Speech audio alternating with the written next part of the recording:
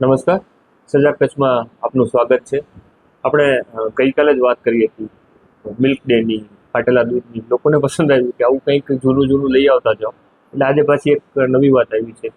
લગભગ જૂના લોકોને ધ્યાન હશે કે જે તે વખતે વાસણભાઈનું એક વર્ડિંગ આવ્યું હતું કે નરેન્દ્રભાઈ, તમે દિલ્હી સાચવો, અને પાકિસ્તાનમાં હું કચ્છ સાચવશું. એ સંજોગો જે તે વખતે ભલે એમની ક્યાંક વાતમાં ક્યાંક ભૂલ થઈ ગઈ હોય, પણ વાસ્તવિકતામાં આપણે પાછા આવી જઈએ ને તો એમની વાત ક્યાંક સાચી દેખાણી છે.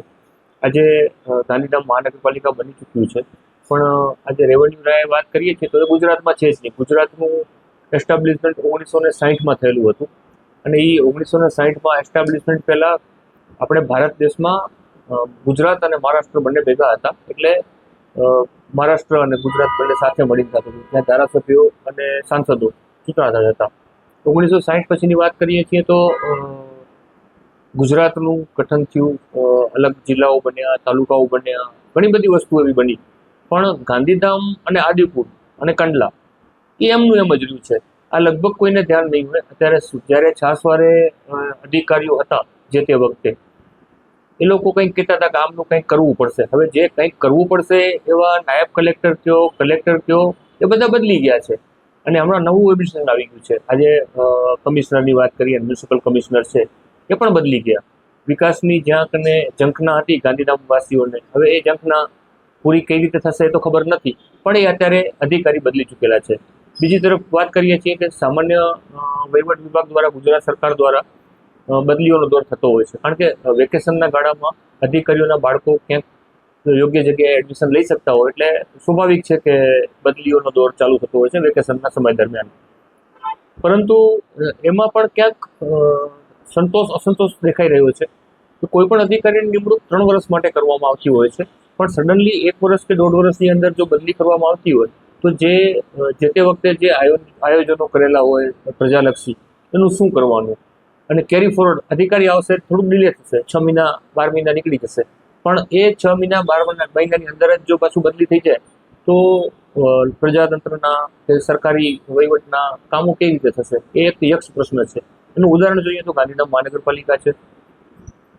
કચ્છની એક ખૂબી રહી છે કે મામલતદારમાંથી નાયબ કલેક્ટરમાંથી કલેક્ટર અથવા અધિક કલેક્ટર બનેલા લોકો અહીં ફરજ બજાવવા માટે આવતા હોય છે.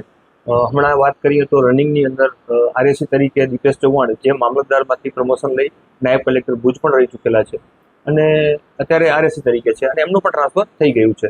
બીજી વસ્તુ જોઈએ છીએ કે નાયબ કલેક્ટર તરીકે ફરજ બજાવેલ મેહુલ દેસાઈ અત્યારે ડેપ્યુટી કમિશનર બની બેઠા છે. કારણ કે સ્થાનિક નો ભૌગોલિક પરિસ્થિતિ, માણસોની જે ડેવલપમેન્ટની પ્રક્રિયા છે એ લોકો સમજી શકે છે. આપણે અહીંયા કને ગુજરાત સરકારનો આભાર માનવો પડે કે કચ્છને સંલગ્ન અધિકારીઓની જ ફાળવણી કરવામાં આવે છે. પરંતુ છાસવારે ટૂંકા સમયની અંદર જો બદલીઓ કરવાની આવતી હોય તો પણ એ પણ કર્મચારીઓ કે અધિકારીઓ શું કરશે, કે કઈ રીતનું ડેવલપમેન્ટ એ લોકો કરશે, એ પણ એક યક્ષ પ્રશ્ન રહ્યું છે. અને આજે જે વાત કરતા હતા પાકિસ્તાનની, જે વાસણભાઈની, એ પણ આજે જે કરવી રહી છે.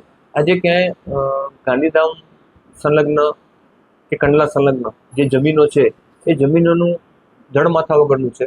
કારણ કે ગાંધીધામમાં મહાનગરપાલિકા છે, પછી રેવન્યુ રાય ટેક્સ ક્યાં ભરવો, એસઆરસી છે, એસઆરસીનું એનઓસી લેવાની, પછી કેપીટીની એનઓસી લેવાની, પછી નગરપાલિકાની એનઓસી લેવાની, દસ્તાવેજ કરવો હોય કે લોન લેવી હોય, એટલે એ બધા ઊભા જ રહેવાના છે. તેમાં વચમાં ઓચિંતું જીડીએ પણ આવી જતું હોય છે કે ભાઈ તમારું આવું છે તેવું છે.